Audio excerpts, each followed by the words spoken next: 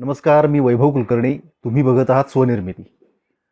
मित्रांनो, एक मुकपट बघायचा होता म्हणून मी झी5वर गेलो. मुकपट म्हणजे सबटायटल्स लिहून बोललं जात होतं. सबटायटल्स म्हणजे पण सबटायटल्स असं नाही, टेक्स्टमध्ये कुठंतरी लिहिलेलं दाखवून ते कम्युनिकेट केलं जात होतं. ठीक आहे, तर तो सिनेमा बऱ्याच कारणांनी चर्चेत असल्यामुळे मी बघण्याचा प्रयत्न केला, पण एक अर्ध्यापर्यंत बघू शकलो. नंतर मला होल्ड करू शकला नाही असं म्हणा. मग मी जरा स्क्रोल करत राहिलो, तर मला अचानक हा सिनेमा दिसला. जनरली इतिहास जाणून घेताना म्हणजे माझ्या बाबतीत तरी मला ते पुस्तकं वगैरे मोठमोठी इतिहासाची पुस्तकं वाचून तो जाणून घेणं वगैरे खूप बोर होतं, कंटाळवाणं होतं. आणि एवढं करून सुद्धा लोकांचा पुस्तकावर सुद्धा विश्वास नसतो. मग पुस्तकं जर लेखक त्यांच्या त्यांच्या संशोधनातून लिहित असतील, सिनेमे पण सिनेमाकर्ते त्यांच्या त्यांच्या संशोधनातून निर्माण करत असतील, तर मला असं वाटतं की सिनेमा बघणं माझ्यासाठी सोपी आणि परिणामकारक गोष्ट आहे. मला एक 2-2.5 तासात इतिहासाचा फील येतो, काय झालं असावं याचा अंदाज येतो. बारकावे जाणून घेण्याची गरज नाही, कारण मला त्याच्यावर कुठे डिबेट करायचा नसतो जाऊन. याच कारणासाठी मी अलीकडे शतकसुद्धा बघितला होता. शतक म्हणजे राष्ट्रीय स्वयंसेवक संघाच्या शतकपूर्तीनिमित्त बनवलेला तो सिनेमा होता. त्याच्यामध्ये मी सचिन पिळगावकरांचं नाव वाचलं होतं म्हणजे स्टारकास्टमध्ये. पण मला दिसले नाहीत ते कुठं फिल्ममध्ये. दुसरी गोष्ट म्हणजे सगळी कॅरेक्टर्स जी त्याच्यामधली होती ना, म्हणजे अटल बिहारी वाजपेयी असतील, अडवाणी असतील किंवा डॉक्टर हेडगेवार, गोळवलकर गुरुजी, ही सगळी कॅरेक्टर्स हुबेहूब दिसत होती. मग माझ्या लक्षात आलं की AI जनरेटेड ते कॅरेक्टर्स आहेत. पण त्यानिमित्तानं मला AIमध्ये सिनेमा कसा बनवू शकतो, कसा दिसू शकतो, हे बघायला मिळालं. आणि अनेक जे मनात आपले प्रश्न असतात की RSSने स्वातंत्र्य लढ्यात काय केलं वगैरे, असे अनेक प्रश्न असतात. गांधीजी आणि त्यांच्याबद्दलचे, त्यांच्या संबंधांबद्दलचे, त्यांच्या एकमेकांबद्दलच्या मताबद्दलचे अनेक जे काही प्रश्न असतात ना, त्याची उत्तर मला मिळाली 2 तासात. म्हणजे त्याच्यासाठी मला महिनोन-महिने ग्रंथ वाचायची काही गरज पडली नाही. तेवढं पुरेसं असतं. आणि असे प्रश्न आपल्या मनात पडणं आपल्याला एक वेळ ठीक आहे, पण प्रश्न उपस्थित करणारी एक जमात आहे असं म्हणू. तर त्यांना मी असं म्हणेन की तुम्हाला जर खरंच उत्तरं शोधण्यासाठी प्रश्न उपस्थित करायचे असतील ना आणि पुस्तकं वाचायला तुम्हालाही माझ्यासारखा कंटाळा येत असेल, तर तुम्ही सिनेमे बघा. ठीक आहे, 10-20% फिल्मी लिबर्टी असं समजा, पण तुम्हाला एक अंदाज येतो की काय झालं असेल. तद्दन खोटं तरी मला वाटत नाही की कोण ऐतिहासिक सिनेमामध्ये बोलू शकत असेल. आणि जर चुकून असं झालंच, तर त्याच्यावर आपल्याला ऑब्जेक्शन घेणारे पण खूप आहेत. नाही झालं तरी घेतात ऑब्जेक्शन, तर चुकीचं दाखवल्यानंतर का नाहीत घेणार? घेतातच. आणि सेन्सॉर बोर्ड असतं, सगळ्या गोष्टी असतात. त्यांच्याकडेही पुरावे असतात, संदर्भ असतात, सगळ्या गोष्टी असतात. तर त्यामुळं सोपी गोष्ट आहे की सिनेमा बघा आणि जाणून घ्या. आणि त्यातून आपल्या प्रश्नांची उत्तरं मिळाल्यानंतर शांत व्हा. एवढं करून सिनेमे बघताना किंवा पुस्तकं वाचताना आपली विवेकबुद्धी वापरायला आपल्याला कोणी अडवलंय? विवेकबुद्धी, होय की नाही? तर ठीक आहे, आता मूळ मुद्द्याकडे येतो.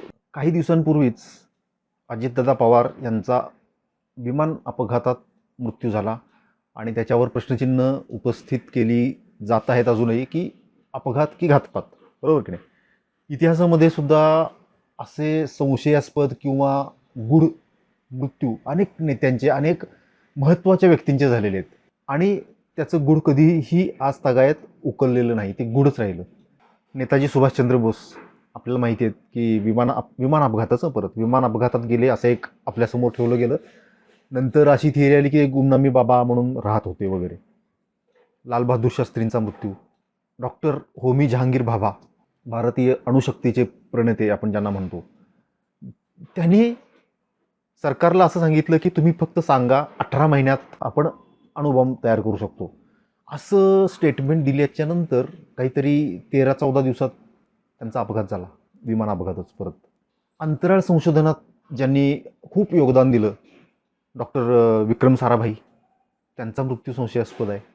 डॉक्टर श्यामाप्रसाद मुखर्जी, नंबी नारायण अजून हयात आहेत, पण त्यांचा जो काही छळ झाला हेरगिरीच्या खोट्या आरोपाखाली, आपण त्याच्यावरचा सिनेमा पण बघितला असेल, नसेल बघितला तर जरूर बघा. रॉकेटरी, आर माधवननी त्याच्यामध्ये भूमिका केली, नंबी नारायण यांची. त्याच्यामागची कारणं पण गूढ आहेत. जी जी माणसं आपला देश पुढं घेऊन जाण्यासाठी प्रयत्न करत होती, त्या माणसांचा मृत्यू झालेला. मग आपला देश पुढं जाऊ नये असं कुणाला वाटत असेल? आपल्या देशातल्या लोकांना तरी वाटणार नाही ना. मग कुणाला वाटत होतं? आणि त्याच्यावर आपण का काहीच करू शकलो नाही किंवा त्याचा तपास पूर्णत्वाकडे का नेऊ शकलो नाही, हे प्रश्न आपल्याला अस्वस्थ करणार आहेत. अजून एक गोष्ट सांगतो, कदाचित तुम्हाला माहिती नसेल. 2009 अगदी अलीकडच्या काळातली गोष्ट आहे. 2009 ते 2013 ह्या 4 वर्षात, फक्त 4 वर्षात 11 अणुशास्त्रज्ञांचा मृत्यू झाला आहे. 11. तोही असा रहस्यमयी पद्धतीनं, म्हणजे त्यातले एक दोघं विशाखापट्टणमच्या रेल्वे ट्रॅकवर आढळले. अणुशास्त्रज्ञ, कुणालाही पत्ता नाही त्याचा, त्यांची नावंही आपल्याला माहिती नाहीत आणि मृत्यूचा तपास वगैरे तर खूप लांबच्या गोष्टी. अशा अनेक गोष्टी घडलेल्या आहेत आणि लेटेस्ट तर आपण अजितदादांचं उदाहरण बघतोच आहोत. या गोष्टी आहेत ना, हातापायाच्या बोटांवर मोजण्याच्या पलीकडचे आहेत. बघा ना तुम्ही मोजून, जास्त आहे संख्या तशी त्यांची. बरं, आणि ही कोण तुमच्या माझ्यासारखी सामान्य माणसं नव्हती. शास्त्रज्ञ, राजकीय नेते, समाजधुरीण असे लोक होते. गांधींचे जे मृत्यू झाले, गांधींचे म्हणजे गांधीजी, इंदिरा गांधी, राजीव गांधी, ह्या हत्या ज्या आहेत ना, ह्या समोरून झाल्या, समोरून वार करून झालेल्या हत्या आहेत, उद्वेगातून झालेल्या आहेत. त्याच्या सगळ्या गोष्टींमध्ये सुस्पष्टता आहे. कुणी केली, का केली, त्याच्या मागचं त्यांचा उद्वेग काय होता, त्यांच्या भावना काय होत्या, खून हत्या करणाऱ्यांच्या, ह्या गोष्टी क्लिअर आहेत. पण ह्या बाकी दुसऱ्या बाजूच्या ज्या हत्याच असं म्हणता येणार नाही, पण जे मृत्यू आहेत ना, त्याच्याबद्दल अनेक थिअरीज आल्या, अजूनही येत आहेत, पण त्याचा छडा काही लागत नाही. द ताशकंद फाईल्स 2019ची फिल्म आहे, माझी बघायची राहिली होती आणि ती काल माझ्या बघण्यात आली. बघायची डोक्यात होतं, पण तो योग येत नव्हता असं म्हणा, आणि तो काल आला. दरम्यानच्या काळात काश्मीर फाईल्स किंवा बंगाल फाईल्स असे विवेक अग्निहोत्रींचे सिनेमे बघितले होते. त्यामुळं ताशकंद फाईल्स तर बघण्याची उत्सुकता होतीच. नेमकं काय झालं होतं लाल बहादूर शास्त्रींच्या बाबतीत. एक सिनेमा म्हणून जर थोडक्यात सांगायचं झालं तर ही फिल्म आपल्याला बांधून ठेवते. म्हणजे आपण इतिहास बघतोय तर त्याच पद्धतीने इतिहास दाखवला आहे आणि आपण बोर होतोय, असा प्रकार याच्यामध्ये कुठेही घडत नाही. एक सस्पेन्स फिल्ममध्ये जी काही एक ताकद असायला पाहिजे ती याच्यामध्ये 100% ते 200% असे म्हणाल तरी चालेल.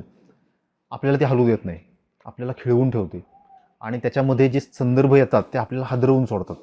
शेवटी तो सिनेमा असतो, त्याच्यामध्ये एंगेजमेंट फॅक्टर असला पाहिजे, एंटरटेनमेंट व्हॅल्यू असली पाहिजे. त्याला इतिहास नाही आहे ना, तो सिनेमा आहे. कंटाळवाणा न होता इतिहास सांगणे सिनेमातून, हे आव्हान विवेक रंजन अग्निहोत्रींनी आत्तापर्यंत चांगल्या पद्धतीने पेललेलं आहे. ताशकंद फाईल्समध्ये पण मला ते आढळलं की खूप चांगल्या पद्धतीने त्यांनी पेललेलं आहे. शिवाय असे सिनेमे मांडणं खूप जबाबदारीचं काम असतं, तर ते करताना पण विवेक अग्निहोत्री अतिशय बारीक संशोधन करतात, अतिशय मोठ्या प्रमाणावर संदर्भ एकत्र करतात. ते आपल्याला वेळोवेळी देतात, पण असं नाही की फक्त ते संदर्भ गोळा केलेत, टायटल्समध्ये कुठेतरी त्यांची नावं आलीत, नाही, ती संवादातून येतात. आपल्याला प्रत्येक सीनमधून त्याचा संदर्भ कळतो, म्हणजे आपल्याला कुठलीही गोष्ट ही हवेत गोळीबार केला असं वाटत नाही. आणि लाल बहादूर शास्त्रींच्या मृत्यूचं गूढ ह्याबद्दल सिनेमा करत असताना इतर अनेक ज्ञात अज्ञात मृत्यूंबद्दल सुद्धा त्यांनी प्रश्नचिन्ह उपस्थित केलेत आणि हे खूप हादरवून सोडणार आहे. आपल्याला तर लाल बहादूर शास्त्रींच्या मृत्यूबद्दल सुद्धा चर्चा करायला वेळ नाही किंवा आता ती वेळ निघून गेली असं वाटतं, तर ह्या बाकीच्या लोकांबद्दल आपण कधी बोलणार, शक्यच नाही. पण जर आपण त्या बाबतीत थोडे जरी संवेदनशील असू तरी आपण त्यांच्या मृत्यूंबद्दल नक्की विचार करू, हा किंवा असे सिनेमे बघितल्यानंतर. म्हणजे असे अनेक मृत्यू घडतात आणि त्याच्याबद्दलचे जे योगायोग आहेत ना, ते अशक्य योगायोग आहेत. आता मी सांगणार नाही, पण ते तुम्ही जर सिनेमा बघितला असेल तर तुम्हाला माहिती असतील, आणि नसेल बघितलं तर झी5वर बघा, तुम्हालाही ते जाणवतील. ही कसं शक्य की अमुक कारणासाठी जातानाच बरोबर त्यांचा अपघात होतो, मृत्यू होतो. आश्चर्यचकित करणारी गोष्ट आहे, विचार करायला भाग पाडणारी गोष्ट आहे. सिनेमातल्या सगळ्या कलाकारांनी नेहमीप्रमाणे उत्कृष्ट काम केले. मिथुन चक्रवर्ती, जे विवेक अग्निहोत्रींच्या बऱ्यापैकी सगळ्या सिनेमांमध्ये असतात आणि वेगवेगळ्या पद्धतीनं कॅरेक्टर डिझाईन करतात, त्याच्यामध्ये त्यांचं स्वतःचं खूप मोठं कॉन्ट्रीब्युशन असतं, असं मी अनेकदा वाचलं आहे, ऐकलं आहे. पंकज त्रिपाठी आहे, पल्लवी जोशी, प्रकाश बेलवाडी, श्वेता प्रसादने सुद्धा खूप चांगलं काम केलं. एक मध्यवर्ती भूमिकाच तिची आहे आणि तिनं ती खूप दमदार पद्धतीनं केली आहे. खटकणारी गोष्ट म्हणजे त्याच्यामध्ये नसरुद्दीन शाह आहेत आणि अनुपम खेर नाही आहेत. म्हणजे हा गमतीचा भाग आहे, त्यामुळे तो सोडून द्या. आता सिनेमातली सगळ्यात जास्त अस्वस्थ करणारी गोष्ट मला, ती मी सांगतो तुम्हाला. केजीबी म्हणजे आपल्याकडे कसं रॉ आहे ना, तसं सोव्हिएत युनियनची गुप्तचर संस्था केजीबी. त्या काळातल्या ज्या टॉपच्या 2 अशा गुप्तचर संस्था होत्या, त्याच्यामध्ये एक अमेरिकेची गुप्तचर संस्था होती आणि दुसरी ही सोव्हिएतची केजीबी. या केजीबीचे एक सिनियर आर्कायव्हिस्ट होते, वरिष्ठ संग्राहक असं म्हणता येईल, ज्यांच्याकडं जे काही गुप्तचर खात्याचे रिपोर्ट्स असतील, फाईल्स असतील, आपण आता फाईल्स म्हणतो ना, एकामागून एक फाईल्स येतात, ताश्कंद फाईल्स, ही फाईल, ती फाईल, अशा सगळ्या फाईल्स ज्यांच्याकडे संग्रहासाठी होत्या ते म्हणजे वासिली मित्रोखिन. वासिली मित्रोखिन ते जेव्हा ह्या गोष्टी बघायचे त्यावेळेला त्यांना धक्क्यावर धक्के बसायचे आणि त्यांनी त्यातला काही गुप्त डेटा चोरला. तो घेऊन ते दुसऱ्या देशात गेले, मला असं वाटतंय इंग्लंडमध्ये, आणि तिथं अजून एक जोडीदार घेऊन त्यांनी ते पुस्तक छापलं, मित्रोखिन आर्काइव्ज नावाचं. अतिशय गुप्त आणि महत्त्वाचा डेटा. आज जसं आपण एप्स्टीन फाईल्सबद्दल ऐकतो ना, तशी ती थोडक्यात त्या फाईल्स, तेवढा गुप्त डेटा. ताश्कंद फाईल्स हा सिनेमा संपताना मित्रोखिन आर्काइव्जमधल्या 3-4 ओळी तिथं दाखवल्यात. त्या तुम्ही सिनेमा पॉज करून वाचा. मी पॉज करून वाचल्यात आणि अस्वस्थ झालो. कारण त्या ओळी मी सांगणार नाही तुम्हाला, त्या खूप स्फोटक आहेत आणि धक्कादायक आहेत. म्हणजे अख्ख्या सिनेमाचा परिणाम एका बाजूला, एका पारड्यात, आणि ह्या 3-4 ओळींचा परिणाम एका पारड्यात, एवढ्या त्या स्फोटक ओळी आहेत. तुम्ही जरूर त्या वाचा. सिनेमा बघितला असेल आणि ते जर विसरून गेला असाल तर झी5वर जा, त्या शेवटच्या ओळी तेवढ्या काळजीपूर्वक वाचा. त्याची पुस्तकं पण कदाचित अवेलेबल असतील. तुम्ही ChatGPTला टाकलं रेफरन्स तरी त्या सगळ्या गोष्टी ChatGPTसुद्धा सांगेल. पण मला त्या तिथून कळल्या.